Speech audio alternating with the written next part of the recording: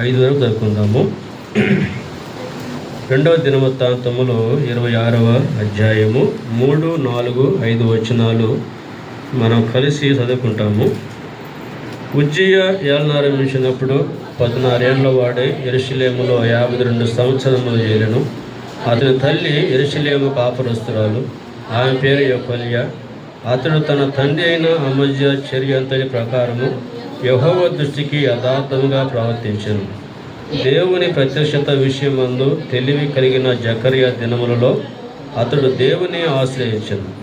అతడు యెహోవాను ఆశ్రయించినంత కాలము దేవుడు అతన్ని వర్ధిల్ల చేసెను. ప్రార్థన చేసుకుందాము. ప్రేమగల తండ్రి, కృపగలిగిన దేవా, నీ వందనాలు చెల్లిస్తూ ఉన్నాం.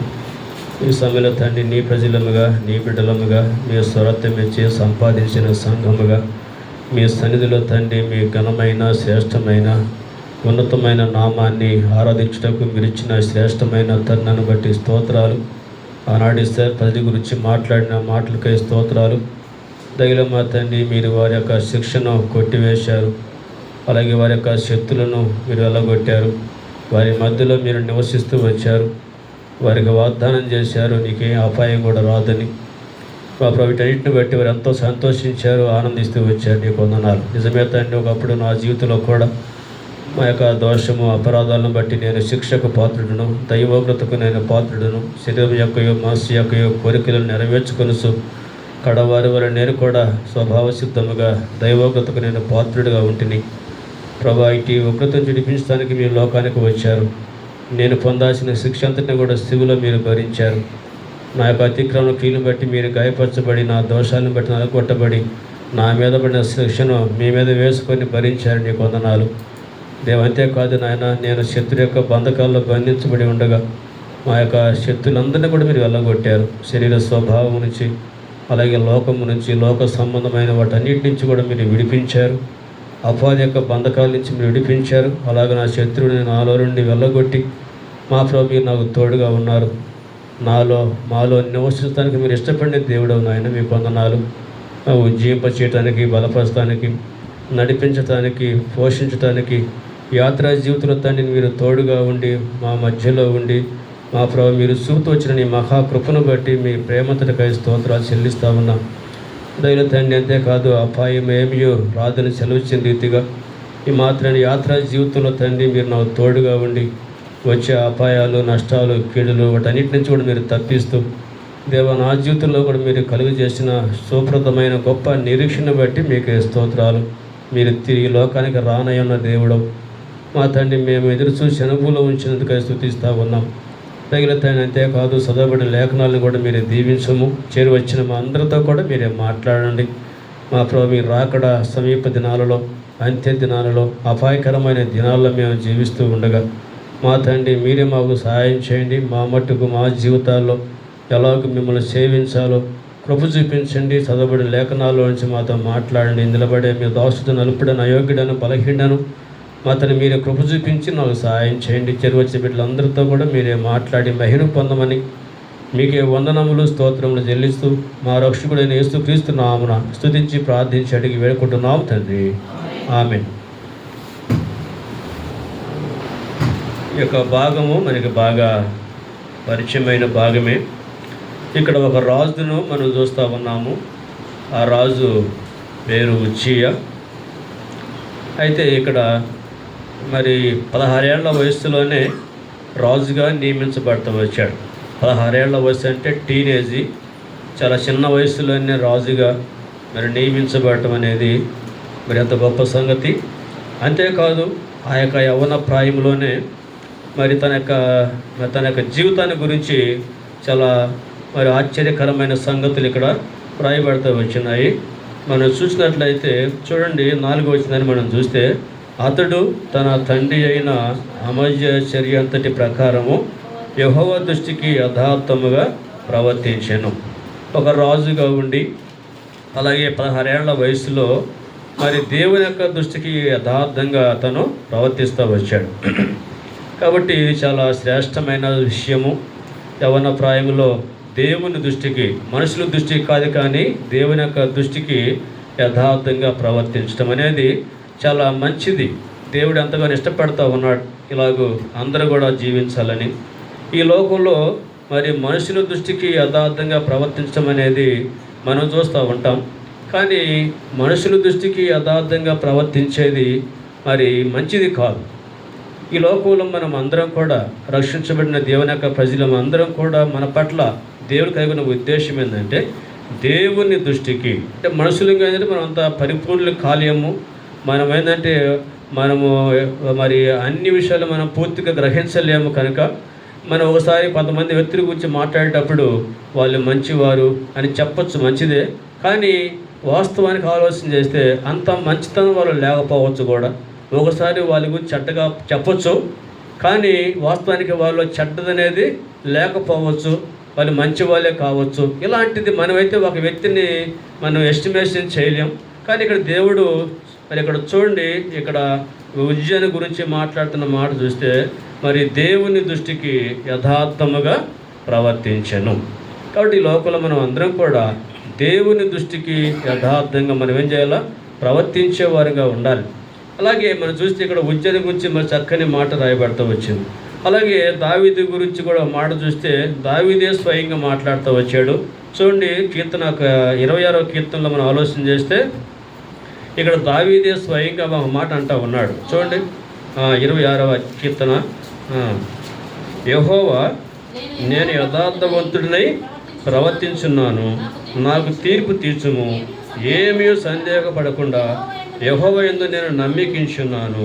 కాబట్టి ఇక్కడ చూడండి, ఇక్కడ దావీదు అంటున్న మాట, యెహోవా నేను యథార్థవంతుడినై ప్రవర్తించుచున్నాను. కాబట్టి దావీదు తన పితరుడు, ఎందుకంటే ఉజ్జియా యొక్క పితరుడే, కాబట్టి తను కూడా ఈ లోకంలో యథార్థంగా ప్రవర్తిస్తూ వచ్చాడు. కాబట్టి ఈ లోకంలో మన జీవితంలో నుంచి కూడా దేవుడు ఆశపడతా ఉన్నాడు. దేవుడు కోరుకుంటుంది అంటే యథార్థమైన ప్రవర్తన కలిగి జీవించాలని దేవుడు కోరుకుంటా ఉన్నాడు. ఎందుకంటే దేవుడు కూడా యథార్థవంతుడు. కాబట్టి ఆయన ప్రజలముగా, ఆయనకి బిడలముగా, ఆయనకు రక్తం చేత కడగబడిన మన జీవితంలో కూడా యథార్థంగా జీవించటమే మనం కలిగి ఉండాలని దేవుడు కోరుతా ఉన్నాడు. చూడండి, ఒక మాట చూస్తే సామెతల గ్రంథం 3వ అధ్యాయము 32వ వచనాన్ని చూస్తే అక్కడ ఒక మాట రాయబడతా ఉంది. యథార్థవంతుల గురించి ఒక మాట, యథార్థవంతులకు ఆయన తోడుగా ఉండును. కాబట్టి యథార్థంగా మనం జీవించడం వల్ల కలిగేటువంటి మేలు ఏంటంటే ఆయన మనకు తోడుగా ఉంటాడు. కాబట్టి ఎందుకంటే దేవుడు యథార్థవంతుడు కనుక, ఆయన పరిశుద్ధుడు కనుక, ఆయన ఎలాంటి అన్యాయం అనేది, అక్రమం అనేది, పాపం అనేది లేదు కనుక ఈ లోకంలో ఎవరైతే యథార్థంగా జీవిస్తూ ఉంటున్నారో వారికి ఆయన తోడుగా ఉండేవాడు. కాబట్టి మనకు కూడా ఆశ, దేవుడు ఎల్లప్పుడూ కూడా నాతో కూడా ఉండాలి, నాలో ఉండాలి, నాకు సహాయం చేయాలా అనేటువంటి ఆశ ఈ లోకంలో మనం కూడా కలిగి ఉంటా ఉన్నాం. మంచిదే. అలా దేవుడు దగ్గర నుంచి మనం పొందాలనుకున్నప్పుడు మనం కూడా లోకంలో యథార్థంగా జీవించడానికి మనం ఇష్టపడేవారుగా ఉండాలి. కాబట్టి అలాగ తీర్మానం కూడా చేసుకోవటం ద్వారాగా మనకు ప్రభు మనకి ఎంతగానో సహాయం చేసేవాడు. సరే, మరొక మాట అక్కడే చూద్దాము. సామెతల గ్రంథము 2వ అధ్యాయము 7వ వచనం చదువుదాం. 7వ వచనము, అతడు ఆయన యథార్థవంతులను వర్ధిల్ల చేయును, యుక్త మార్గము తప్పక నడుచుకునే వారికి ఆయన ఖేడముగా ఉన్నాడు. కాబట్టి యథార్థవంతులను అనేచటైనా వర్ధిల్ల చేయవాడు. కాబట్టి మన వ్యక్తిగతంగా, కుటుంబంగా, సంఘముగా మనం కోరేది కూడా అదే. ఈ లోకంలో కుటుంబం అయినా సరే, వ్యక్తిగతంగా అయినా సరే, సంఘంగా అయినా సరే వర్ధిల్లాలి, అభివృద్ధి చెందాలి, విస్తరించాలని మనం ఆశపడతా ఉంటాం. అయితే దానికి కారణం ఏంటంటే యథార్థంగా ఈ లోకంలో మనము జీవించడం ద్వారాగా మన దేవుడు మనల్ని చూస్తున్నాడు. కాబట్టి మన యొక్క జీవితంలో ఉన్న యథార్థతను దేవుడు చూస్తున్నాడు. కాబట్టి మనలోని యథార్థమైన జీవితాన్ని బట్టి ఆయన మనలను ఆయన వర్ధిల్ల చేసేవాడు, అభివృద్ధికైనా మరి తెచ్చేవాడుగా ఉంటా ఉన్నాడు. కాబట్టి అక్కడ మనము ఉజ్జయిని గురించి ఆలోచన చేస్తే తర్వాత ఉజ్జయ జీవితంలో కూడా ఎంతో అభివృద్ధి, వర్ధిల్లుట అనేది మనం చూడొచ్చు. అయితే దీనికి అందరి గల కారణం ఏంటంటే ఉజ్జయలో ఉన్నటువంటి యథార్థమైన ప్రవర్తన. కాబట్టి అలాగా ఈ లోకంలో మనం కూడా యథార్థంగా మనం జీవించాలి. ఎందుకంటే లోకంలో ఒక్కసారి అడిగి పెట్టామంటే అడుగంటే మనం జీవిస్తూ ఉన్నాం. కాబట్టి లోకంలో ఎంతో అన్యాయము, అక్రమము, పాపము ఇవన్నీ మనం వింటున్నాము, మనము చూస్తూ ఉన్నాము. కాబట్టి ఈ పరిస్థితుల మధ్య మనము దేవుని యొక్క బిడ్డలంగా ఆయన యొక్క రక్తం చేత కడగబడి విమోచించబడిన ఆయన ప్రజలముగా మనం యథార్థంగా జీవించడానికి మనం తీర్మానం చేసుకొని అలా మనం ముందుకి కొనసాగాలి. కాబట్టి అలాగా మనం జీవించినప్పుడు తప్పకుండా మన జీవితంలో దేవుని దగ్గర నుంచి మనం మేలు అనేది మనము పొందగలుగుతాం. కాబట్టి ఇక్కడ యథార్థవంతులకు ఆయన తోడుగా ఉండేవాడు, ఆయన యథార్థవంతులను దేవుడు వర్ధిల్ల చేసేవాడుగా కూడా ఉంటా ఉన్నాడు. కాబట్టి ఉద్యోగ జీవితంలో ఆయన వర్ధిల్లేవాడిగా మనం ఇక్కడ చూస్తూ ఉన్నాం. మరొక మాట కూడా మనం చూద్దాము. చూడండి, సామెతలు గ్రంథం నుంచి 11వ అధ్యాయంలో మాట చదువుతాం. సామెతలు 11:20 కూడా ఒక మాట రాయబడ్డ. సామెతలు 11:20 యథార్థంగా ప్రవర్తించేవారు ఆయనకు ఇష్టలు. కాబట్టి ఈ లోకంలో ఎవరు దేవునికి ఇష్టలు అంటే ఎవరైతే యథార్థంగా ప్రవర్తిస్తున్నారో జీవిస్తూ ఉన్నారో వాళ్ళంటేనే దేవుడు ఇష్టపడేవాడు. కాబట్టి అది కూడా ఎవరికి? దేవుని దృష్టికి, ఏది మనుషుల దృష్టికి కాదు. ఒకసారి భార్య భర్తని గురించి మంచిగా సాక్ష్యం ఇవ్వచ్చు, ఒకసారి భర్త భార్యని గురించి ఏం చేయొచ్చు, మంచిగా సాక్ష్యం ఇవ్వచ్చు, ఒకసారి పిల్లల గురించి పెద్దవాళ్ళు ఏం చేయొచ్చు, సాక్షి వేయచ్చు, మంచిదే. ఇలాగా ఒక టీచరు ఒక బిడ్డని ఒక స్టూడెంట్ గురించి కూడా ఏం చేయొచ్చు, సాక్షి వేయచ్చు. ఇవన్నీ మనం వింటూ ఉంటాం. కానీ ఏదేమైనప్పటికీ కూడా దేవుని దృష్టికి యథార్థముగా ప్రవర్తించుట. కాబట్టి ఎందుకంటే దేవుడు హృదయాంతరంగాలను ఎరిగినవాడు. ఆయనకి మరుగైందంటే ఈ లోకంలో ఏది కూడా లేదు. మనం ఏం ఆలోచన చేస్తున్నామో కూడా ప్రభు ఎరిగినవాడు. దేవుని యొక్క వాక్యం మనకు తెలుసు కదా, మరి నీ నోట మాట రాక మునిపే దాన్ని ఎరిగినవాడు ఆయన. కాబట్టి అలాంటి దేవుని దృష్టికి మనం ఈ లోకంలో యథార్థంగా జీవించాలి.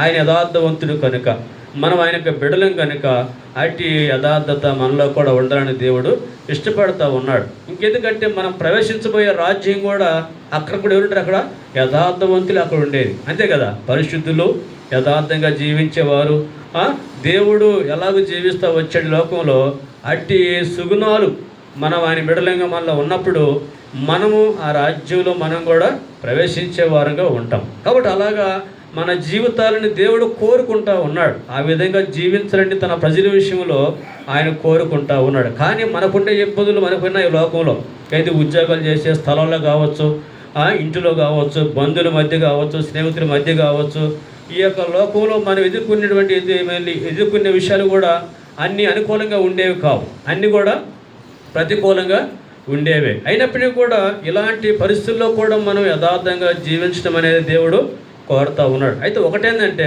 మనం దేవుని యొక్క సహాయం కోరుకుంటే యథార్థంగా జీవించడానికి దేవుడు కృపనిచ్చేవాడు అది. కాబట్టి అలాగా మనం ఈ లోకంలో మనం ముందుకి కొనసాగవలసింది వారు. అలాగే మరొక మాట కూడా చూస్తే కీర్తనకాడు అంటున్నాడు కదా, 15వ కీర్తన చూద్దాము. 15వ కీర్తన 1వ వచనాన్ని చూస్తే మాట, యెహోవా నీ గుడారములు అతిథిగా ఉండదగిన వాడు ఎవడు, నీ పరిశుద్ధ పర్వతం మీద నివసింపదగిన వాడు ఎవడు, యథార్థమైన ప్రవర్తన కలిగి నీతిని అనుసరించు హృదయపూర్వకంగా నిజం పలుకువాడే అట్టివాడు. సాలే పాట ఒకటి ఉంది, నీకు వచ్చే ఉండొచ్చు బహుశా.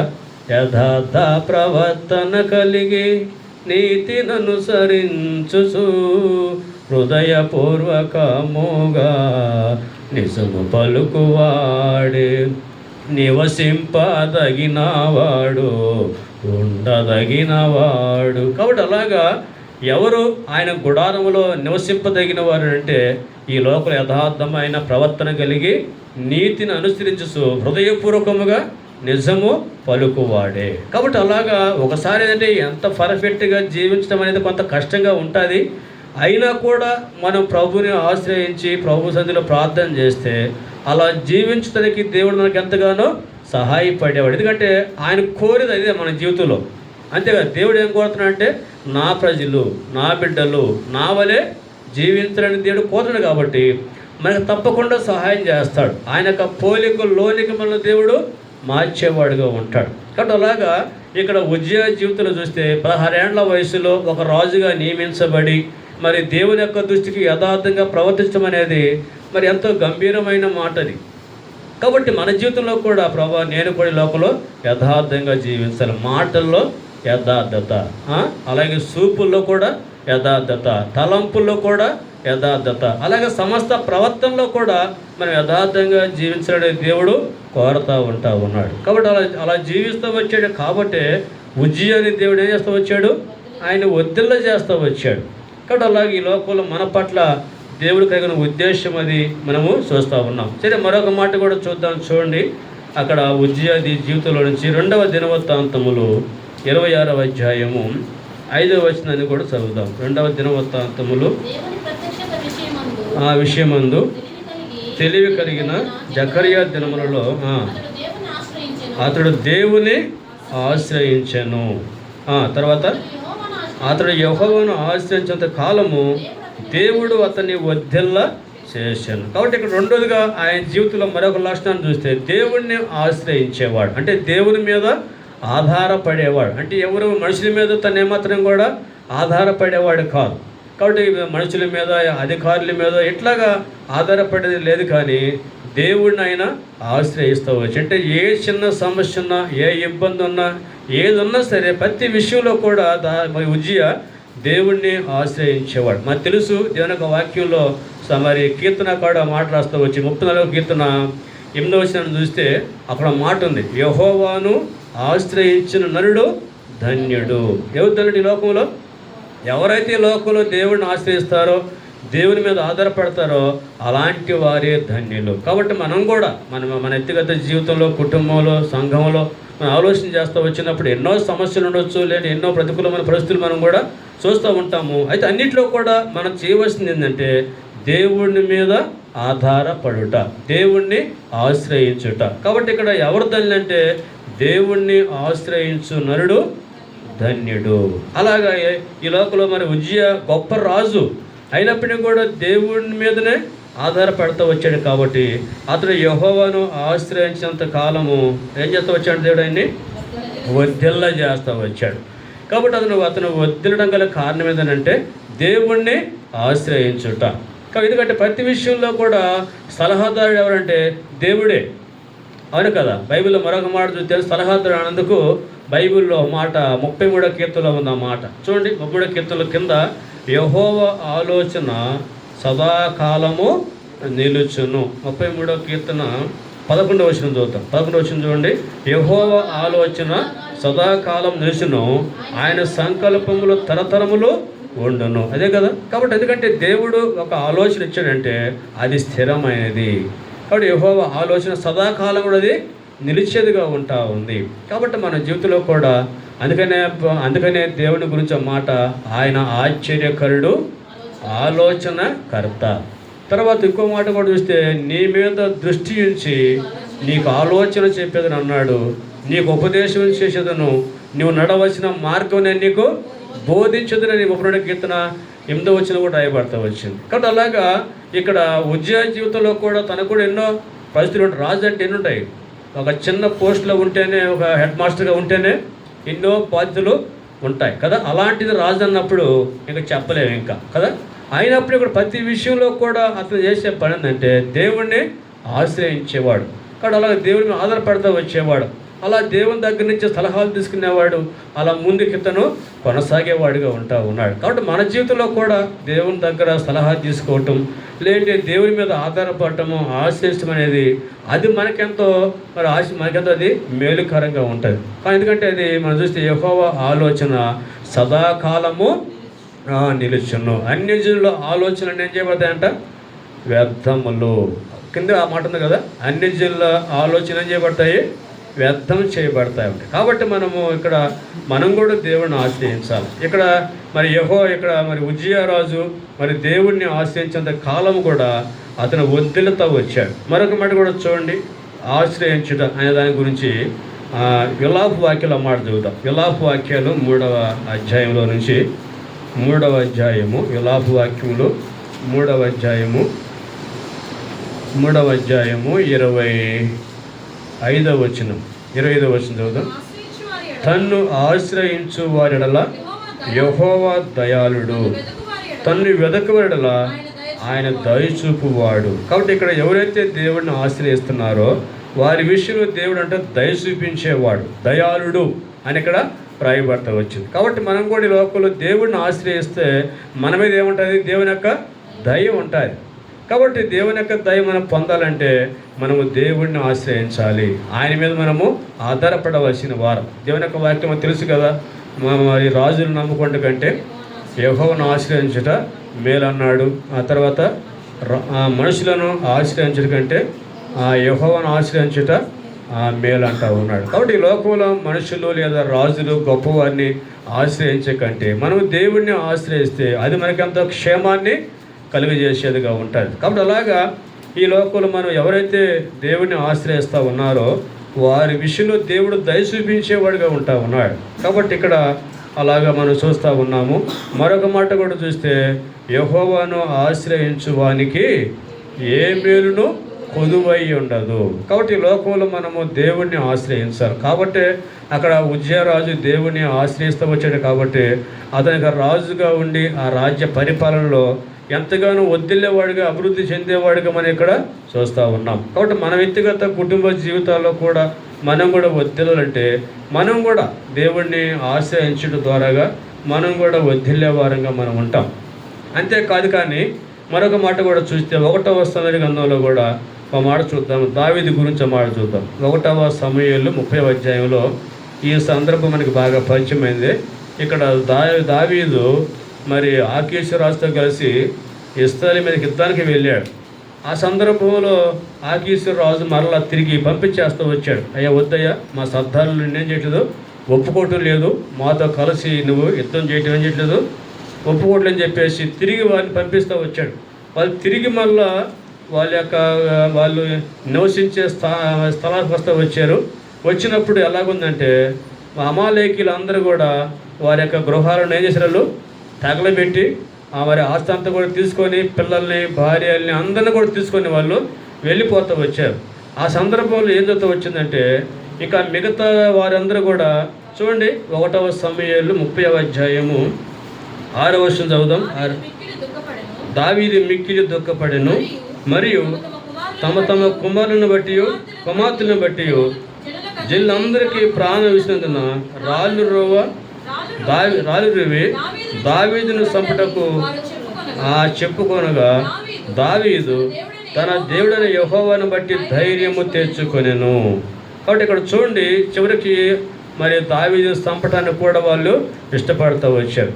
అలాంటి భయంకరమైన సందర్భంలో దావీదు ఏంటంటే దేవుని బట్టి ధైర్యం తెచ్చుకున్నాడు. తర్వాత దేవుని దగ్గర విచారణ చేస్తూ వచ్చాడు. చూడండి అక్కడ 37వ వచనంలో పిమ్మట దావీదు ఏపోతు అమ్మని యాజకుడకు అహీమెలెకు కుమారుడైన అబ్యాతారుతో చెప్పగా అబ్యాతారు ఏపోతును దావీదు తీసుకు వచ్చెను.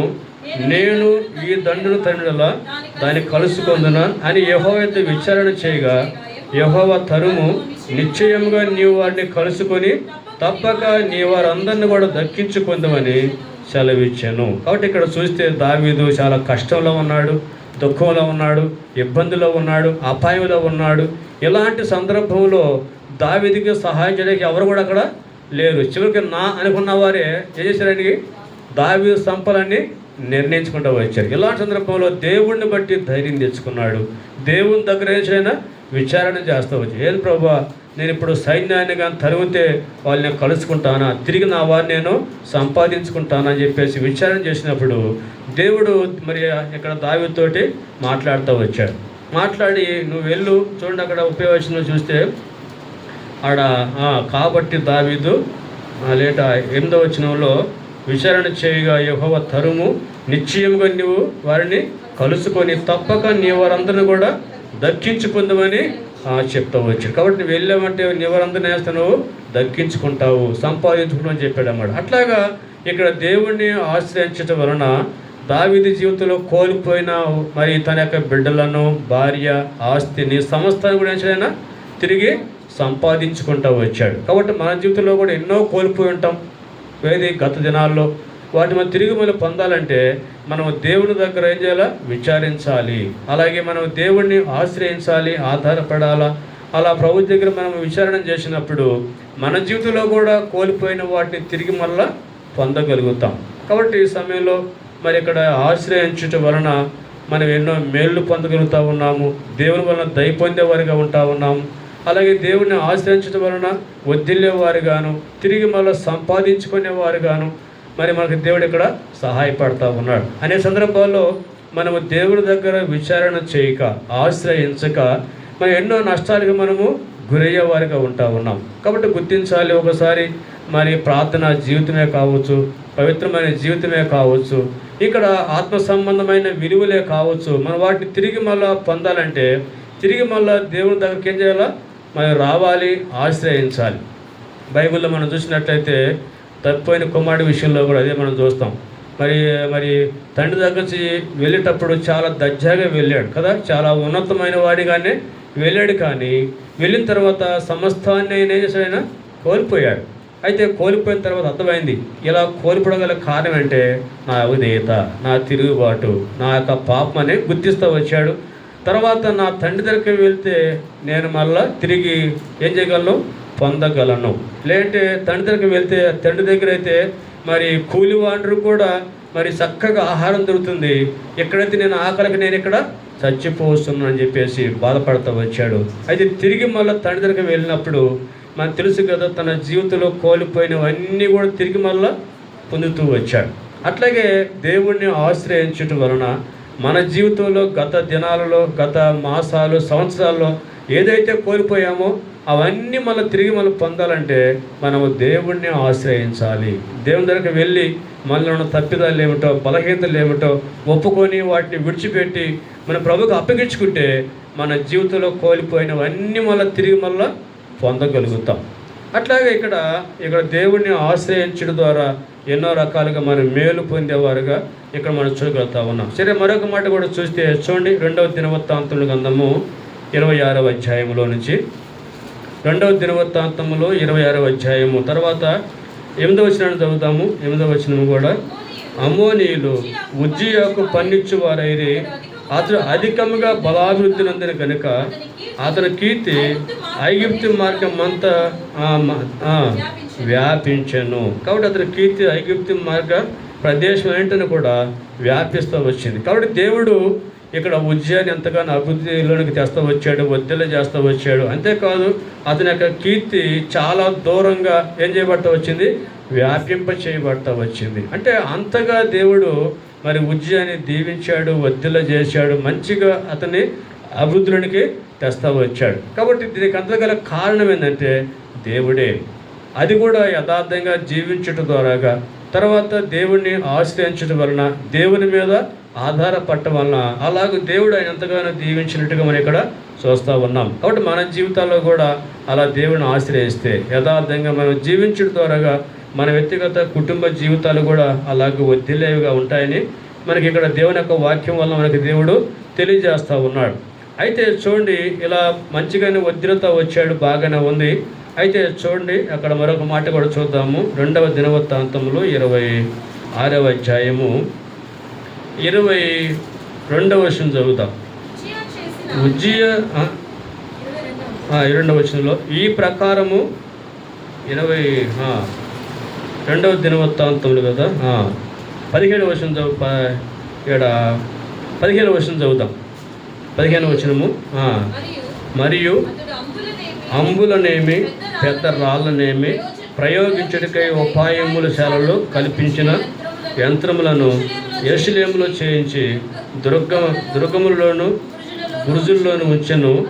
అతడు స్థిరపడే వరకు అతనికి ఆశ్చర్యకరమైన సహాయము కలిగిన కనుక అతని కీర్తి దూరముగా వ్యాపించాను. కాబట్టి అతడు స్థిరపడే వరకు అతనికి ఆశ్చర్యకరమైన సహాయము కలిగాను. కాబట్టి దేవుడు ఎంతగానో సహాయం చేస్తూ వచ్చాడు.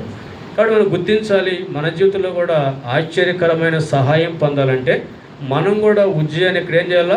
మాదిరిగా తీసుకోవాలి. ఏది ఇంతవరకు చెప్తున్నాను నేను అంటే, ఇప్పటిదాకా ఏ విధంగా దేవుని యొక్క సన్నిధిలో నమ్మకంగా, యథార్థంగా దేవుని ఆశ్రయిస్తూ, దేవునికి లోబడుతూ జీవించాడో అలాగా మనం కూడా జీవించినప్పుడు తప్పకుండా మన వ్యక్తిగత కుటుంబ జీవితాలను కూడా దేవుడు దీవించి అలాగే వద్దెల్లో చేసి అలాగే మన యొక్క కీర్తి కూడా మరి వ్యాపించే విధంగా, అంటే కీర్తి వ్యాపించడం అంటే ఒక రకంగా దేవుని యొక్క నామాన్ని మహింపరచటం. అంటే ఇలాగా మనలో ఉన్న మంచి లక్షణాలను బట్టి దేవునికి మహిమను తీసుకొని రావడం అనేది ఇక్కడ జ్ఞాపం చేయబడతా ఉంది. కాబట్టి అలాగ జీవిస్తూ వచ్చాడు, బాగానే ఉంది. కానీ అయితే చూడండి, అక్కడే 26వ అధ్యాయము 16వ వచనం చదువుదాం. అయితే అతడు స్థిరపడిన తర్వాత మనసును గర్వించి చెడిపోయి, మళ్ళీ అక్కడ టర్న్ అయింది. ఇక్కడ ఏంటి, ఇక్కడ ఉజ్జియా జీవితం ఏమిటంటే మలుపు తిరుగుతూ వచ్చింది. మళ్ళీ మంచిగానే ముందుకు వెళ్తూ వచ్చాడు. కానీ అతడు స్థిరపడిన తర్వాత ఏం చేద్దంట, అతడు మనసును గర్వించి. ఎప్పుడైనా గుర్తించాలి, ఎప్పుడైతే అభివృద్ధిలోకి వెళ్తూ ఉంటామో, ఎప్పుడైతే స్థిరపడే వారంగా ఉంటామో, సాతానుని కూడా చూస్తూ ఉంటాడు, ఎక్కడ దొరుకుతాడా, ఏంటి ఇతను ఏం చేయాలా, కృంగదీయాలి, ఇతను ఏం చేయాలా, బలహీనపరచాలి అని ఇలాగా మరి సాతానుడు కూడా మోసం చేయడానికి రెడీగా ఉంటాడు. అట్లా ఇక్కడ కూడా చూస్తే అతడు స్థిరపడిన తర్వాత మనస్సు నేర్చడైనా గర్విస్తూ వచ్చాడు. ఎందుకంటే తన జీవితంలో పొందిన పేరు ప్రఖ్యాతులు కావచ్చు, చేసిన కార్యాలు కావచ్చు, ఎన్నెన్నో విధాలుగా తన జీవితం చూస్తే అభివృద్ధిలోకి వస్తూ వచ్చాడు. ఇవన్నీ చూసుకొని ఉజ్జియా మనసున ఏస్తూ వచ్చాయన్న గర్వించిన వాడిగా ఉన్నాడు. మనం గ్రహించాల్సింది ఏంటంటే, మరి ఎప్పుడైతే మనం అలాగా అభివృద్ధిలోకి వస్తూ ఉంటామో వెంటనే, అంటే ఒక మాట చెప్పాలంటే, సమృద్ధి ఒకసారి మన యొక్క పతనానికి కూడా దారి తీస్తూ ఉంటుంది. కాబట్టి ఇక్కడ చూస్తే ఇక్కడ స్థిరపడిన తర్వాత తన మనసులో ఆయన గర్వించిన వాడిగా చూస్తూ ఉన్నాం. కాబట్టి మన జీవితంలో కూడా జాగ్రత్తగా ఉండాలి. సాతానుడు మన హృదయాలను ఏం చేయొచ్చు, ప్రేరేపిస్తూ ఉంటాడు. ఒకసారి మనం మంచిగానే ప్రభుని సేవిస్తూ ఉంటాం, నమ్మకంగా దేవుడిని సేవిస్తూ ఉంటాం. అనుకోకుండా శత్రు యొక్క దాడి, అంటే మనలో ఉన్న వీక్నెస్ను బట్టి, బలహీనతను బట్టి మన దాడి చేసే ప్రమాదం కూడా ఉంటుందన్నమాట. కాబట్టి బైబిల్లో కూడా మనకు తెలుసు, మరి లూసిఫర్ గురించి రాయబడతా వచ్చింది కదా. యెషయా గ్రంథం 14వ అధ్యాయంలో చూడండి, ఒక మాట చదువుదాము. అతను ఏం చేయలేదు, అతను మనసులో అనుకుంటూ వచ్చాడంట. చూడండి, యెషయా గ్రంథము 14వ అధ్యాయంలో 11వ వచనం చదువుతాం. నీ మహత్యమును స్వరమండలమున సరే, ఎక్కడ చదువుదాం, 13 చూడండి. నేను ఆకాశమునికి ఎక్కిపోయేదను, దేవుని నక్షత్రములకు పైగా నా సింహాసనమును హెచ్చింతును, ఉత్తర దిక్కున సభాపర్వతం మీద కూర్చుందును, మేఘమండలంకి ఎక్కుదును, మహోన్నతునితో నన్ను సమానుడిగా చేసుకుందునని నీవు మనసులో అనుకుంటేవి కదా. పాప ఏం చేయలే, చేశాడా, అనుకుంటున్నాడు. ఇలా నేను సింహాసనం ఏం చేయాలా, అక్కడ చూస్తే అన్నీ కూడా అనుకుంటున్నాడు, ఏం చేయాలని చెప్పేసి ముందుగా ప్లాన్ చేస్తూ ఉన్నాడు అన్నమాట ఆయన. ఈ ప్లాన్ చేస్తూ ఉన్నప్పుడే చూడండి, అక్కడ మనసులో అనుకుంటేవి కదా. కాబట్టి అట్లా చేయటం వల్లనే నీవు పాతాళమునకు, నరకములో ఒక మూలకు త్రొయ్యబడితివే. కాబట్టి ఒకసారి మనసులో అనుకున్నా కూడా అది కూడా దేవుడు చూస్తున్నాడు. కాబట్టి ఏం చేస్తూ వచ్చాడు, అక్కడి నుంచి పాతాళానికి త్రొయ్యబడతా వచ్చాడు. చూసారా, మరి లూసిఫర్ కూడా ఎన్నో తలాంతులు ఉన్నాయి. మంచి జ్ఞానం కలిగిన వాడే, అందగాడే, పాటగాడే, ఏంటి అన్ని తలాంతులు ఉన్నాయి. ఇన్ని ఉన్నాయి కదా, ఇంకా నాకేం తక్కువ, దేవునికి నాకు పెద్ద తేడా కూడా లేదని చెప్పేసి అనుకొని గర్వపడుతూ వచ్చాడు మనసులో. అయితే దేవుడు అన్నీ గ్రహించిన వాడు ఏంటంటే, పాతాళానికి ఏం చేయడని త్రోసిన వాడిగా ఉన్నాడు. కాబట్టి బైబిల్లో కూడా మాట మనం చదువుతూ ఉంటాం కదా, నాశనమునకు ముందు గర్వము నడుచును. తర్వాత మరొక మాట కూడా చూస్తే సామెత గ్రంథంలోనే, ఘనతకు ముందు వినయము ఉండును. ఏమంటాడు, ఘనతకు ముందు ఏముంటుంది, వినయం ఉంటుంది. నాశనానికి ముందు ఏముంటుంది, గర్వం. కాబట్టి లోకల్ గర్వం అనేది చాలా ప్రమాదకరమైన పాపం అది. కాబట్టి లోకంలో మన జీవితంలో సాతానుడు ఏదో ఒక విధానంలో మనల్ని అలా మోసం చేయడానికి ఏముంటుంది, అవకాశం ఉంటుంది. కాబట్టి మనం గర్వపడకూడదు. ఈ లోకంలో మనకు కూడా ఎన్నో తలాంతులు ఉన్నాయి, ఎన్నెన్నో మంచి మంచి క్వాలిటీస్ మనలో ఉండొచ్చు. కానీ అయితే దేని గురించి కూడా మనం ఏం చేయకూడదు, ఈ లోకంలో గర్వపడటానికి మన చోటు ఇవ్వకూడదు. కాబట్టి పౌలు మాట చెప్పాడు కదా, ఏమన్నాడు పౌలు గారు, నేను ఏమై ఉన్నానో అది దేవుని కృప వలన నేను అయి ఉన్నాను. కాబట్టి పౌలు గారు కూడా గొప్పగా, పౌలు గారు కూడా దేవుడు బలంగా వాడుకుంటూ వచ్చాడు. ఎన్నో దర్శనాలు చూశాడు, ఎంతో గొప్ప పరిచయం చేస్తూ వచ్చాడు. ఆయన ఆ మాట చెప్పాడు, ఇంకొక కూడా చెప్పాడు, నేను మిగతా అపోస్తుల కంటే నేను ఎక్కువగా నేను ప్రయాసపడుతుంది. అయితే ప్రయాసపడింది ఎవరు, నేను కాదు, నాకు తోడై ఉన్న దేవుని కృపే. ఇలా ప్రయాసపడినంటే అది నా యొక్క సొంత శక్తి కాదు, జ్ఞానం కాదు, కానీ ఇదంతా కూడా దేవుని యొక్క కృపే అన్నాడే కానీ నేను చెప్పేసి అనలేకపోతా వచ్చాడు. అంటే అట్లా అవకాశం లేదు. కాబట్టి ఈ లోకంలో మన జీవితంలో కూడా గుర్తించాల్సింది ఏంటంటే గర్వపడకూడదు. ఎందుకంటే సాతాను అది గర్వపడేది. ఎందుకంటే సాతాను గర్వపడి ఏం చేయబడ్డాడు, పాతాళానికి త్రోయబట్ట వచ్చాడు అన్నమాట. కాబట్టి మన జీవితంలో కూడా ఈ లోకంలో జాగ్రత్తగా ఉండాలి. చూసాం ఉజ్జయ జీవితం చూసాం కదా, ఉజ్జయ మంచిగా అభివృద్ధి అంతా వచ్చాడు. ఎప్పుడైతే అతడు గర్వపడుతూ వచ్చాడో తన జీవితంలో పతనం అనేది అక్కడ ప్రారంభించబడతా వచ్చింది. కాబట్టి మనం కూడా గుర్తించాలి, క్రైస్తవ జీవితం అంటే మరి మనం ఏదో తక్కువగా అంచనా వేయటం కాదు, కానీ మనం జాగ్రత్తగా ఈ లోకంలో జీవించాలి. ఎక్కడైనా సరే చిన్న పొరపాటుగా గర్వపడి అలా దేవునికి వ్యతిరేకంగా జీవించామంటే వెంటనే పతనం అనేది, నష్టం అనేది మనము చూడగలుగుతాం. కాబట్టి ఇక్కడ ఉద్యోగ జీవితంలో కూడా అదే మనం చూస్తూ ఉన్నాం. కాబట్టి సరే గర్వపడటమే కాదు, కానీ ఒకటి కాదు, ఎప్పుడైతే ఒకటి లోపల ప్రవేశించిందో దాని వెంట మరొకరు కూడా సిద్ధంగా ఉంటుంది. అక్కడ చూడండి, మరో మాట కూడా చూడండి, ఆయన గర్వపడటమే కాదు కానీ 26వ అధ్యాయం చూద్దాము. 2వ దినవృత్తాంతములు 26వ అధ్యాయము. ఏం చేశాడు గర్వపడి? అతడు ధూపపీఠం మీద ధూపం వేటుకై యెహోవా మందిరంలో ప్రవేశించి తన దేవుడు యెహోవా మీద ద్రోహము చేయగా. చూసారా? కాబట్టి గర్వం అనేది ఏం చేస్తూ వచ్చాడంటే తన జీవితంలో చెయ్యకూడని పని కూడా చేయడానికి సాహసిస్తూ వచ్చాడు. వాస్తవానికి ధూపం వేసే పని ఎవరిది? యాజకులు మాత్రమే. అహరోను దగ్గర నుంచి వాళ్ళు మాత్రమే మందిలో ప్రవేశించి ధూపం వేస్తూ ఉండేవాళ్ళు. కానీ రాజుగా ఉజ్జయ మాత్రం ఆ పని చేయకూడదు. అది అతనికి అప్పగించిన పని ఏమాత్రం కూడా అది కాదన్నమాట. అయితే ఇప్పుడు ఎప్పుడైతే గర్వపడుతూ వచ్చాడో కొంత సాతాను చేత ప్రేరేపించబడిన వాడే ఏం చేస్తూ వచ్చాడు, అక్కడ ధూపం వేయడానికి మందిరానికి వెళ్తూ వచ్చాడు. వెళ్ళిన తర్వాత చూడండి, అక్కడ యాజకుడైన అజర్యాయు యాజకులు పోయిరి. ఎదిరించి ఉజ్జియ వేయుటకై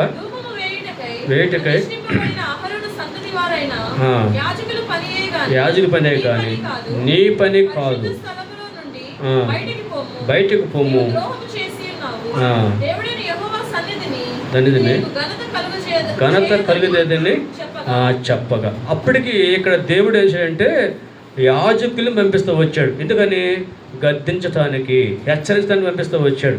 వీళ్ళు పోయి చెప్పారు, అయ్యేది నీ పని కాదు, ఇది యాజకులు మాత్రమే చేయాలి ఈ పని చెప్పేసి గద్దించినా కూడా, హెచ్చరించినా కూడా ఏమాత్రం కూడా హెచ్చరికని తీసుకోలేదు, గద్దింపు ఏం చేయలేదు, తీసుకోలేదు. దేవుని యొక్క వాక్యంలో మాట అంటే గద్దింపును లక్ష్య పెట్టిన వాడు మరణానికి పాత్రుడు రాయబట్ట వచ్చింది.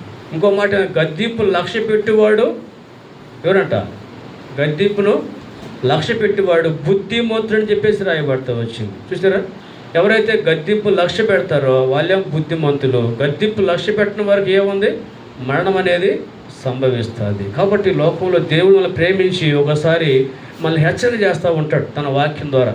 హెచ్చరిక చేసినప్పుడు ఏం చేయాలి? మన యొక్క స్థితిని మార్చుకోవాలి, అంటే దేవునికి లోబడాలి.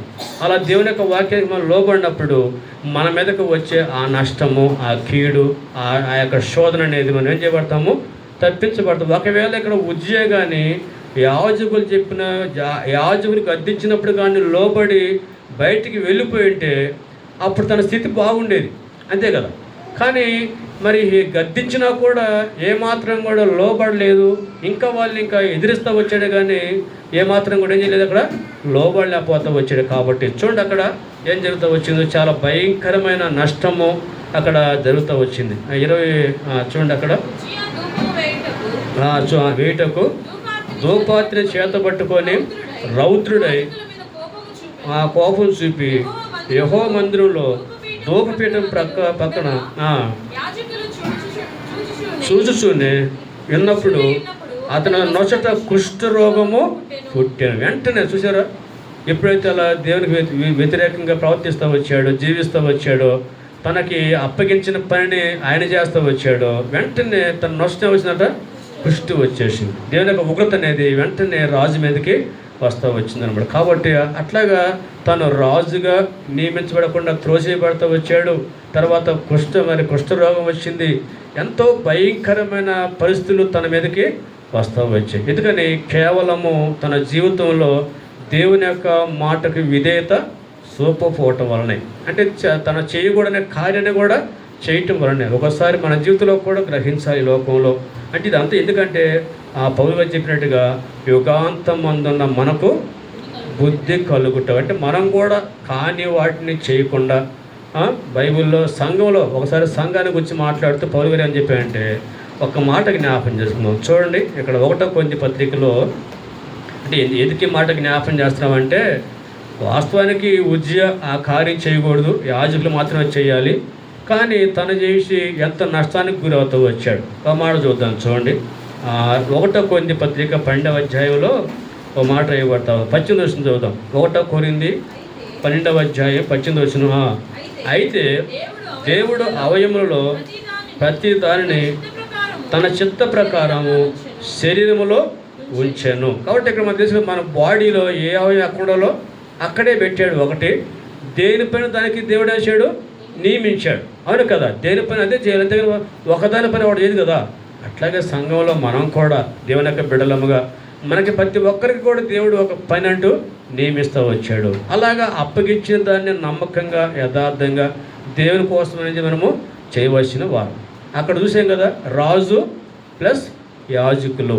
కానీ ఎవరి పని వాళ్ళు చేయకపోవటం వలన, అంటే రాజు చేసింది చేయకోకుండా యాజకులు చేసింది చేయటం వలన ఎంతో గొప్ప నష్టానికి అక్కడ గురవుతూ వచ్చాడు. కాబట్టి మన జీవితంలో కూడా సంఘంలో ప్రతి ఒక్కరికి కూడా ఏముంటాయంటే బాధ్యత, పరిచర్య అనేది దేవుడు ఇస్తూ ఉన్నాడు, తలాంతులు ఇస్తూ ఉన్నాడు. వాటిని గుర్తించాలి. గుర్తించి సంఘ క్షేమం కొరకు మనం కూడా ఈ లోపల ఏం చేయాలి, ప్రయాసపడాలి. అలా ప్రయాసపడటం వలన మనము మేలు పొందగలుగుతాము. సంఘం కూడా ఏం చేయబడుతుంది, మేలు పొందగలుగుతుంది. తద్వారా దేవుని నామానికి ఏమొస్తుంది, మహిమ అనేది వస్తుంది. ఇప్పుడు ఈ మన బాడీలో అన్నీ ఉన్నాయి కదా అవయవాలు, దేని పని అనేది చక్కగా చేయడం వల్ల ఏమవుతుంది, ఇప్పుడు శరీరం ఏమవుతుంది, మరి మంచిగా ఉండగలుగుతూ ఉంది. అంతే కదా.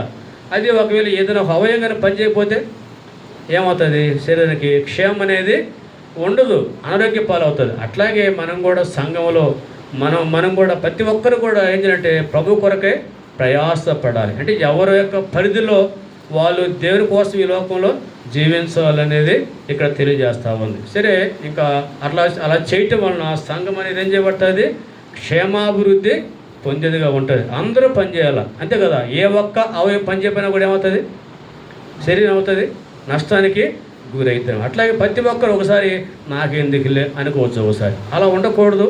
ఖచ్చితంగా ప్రార్థన చేయాలా. దేవుని యొక్క మహిమ కోసం ఈ లోకంలో ప్రయాసపడేవారిగా ఉండాలా. ప్రభువుని ప్రయాసం ఏమని చెప్పాడు దేవుడు, వ్యర్థం కాదని చెప్పాడు.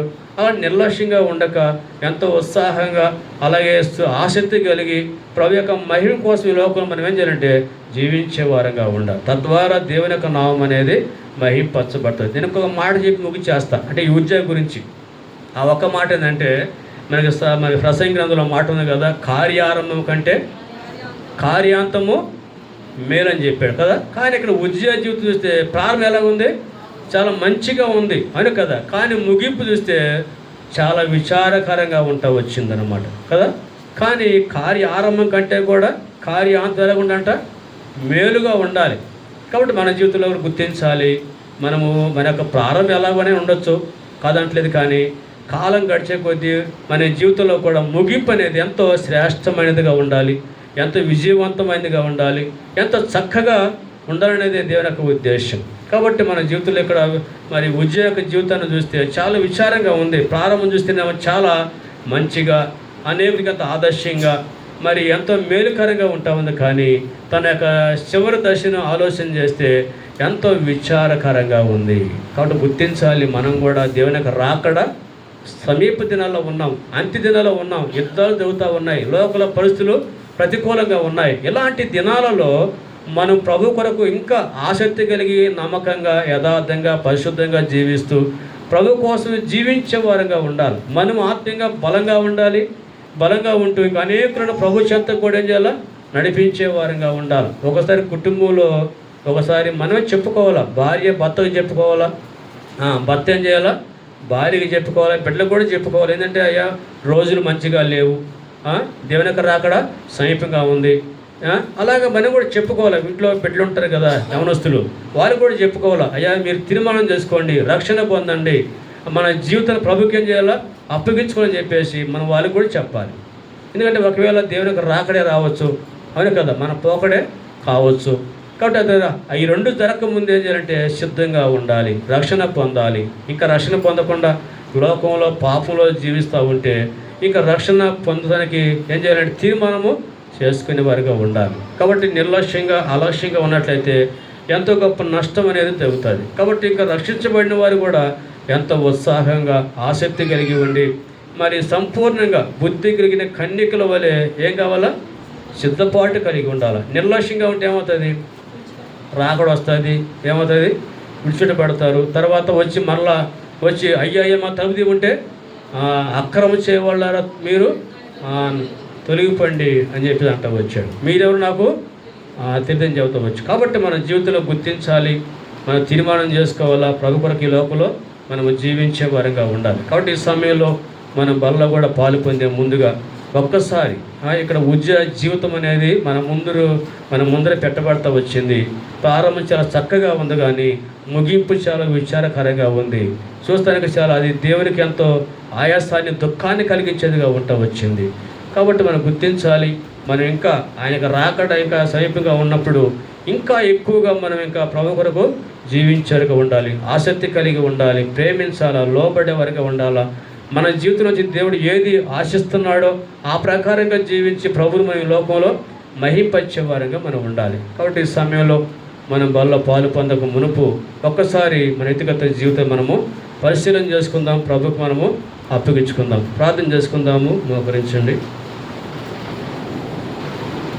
ప్రార్థన చేసుకుందాము. విన్న వాక్య భాగాలను బట్టి మన వ్యక్తిగత జీవితాలని మనం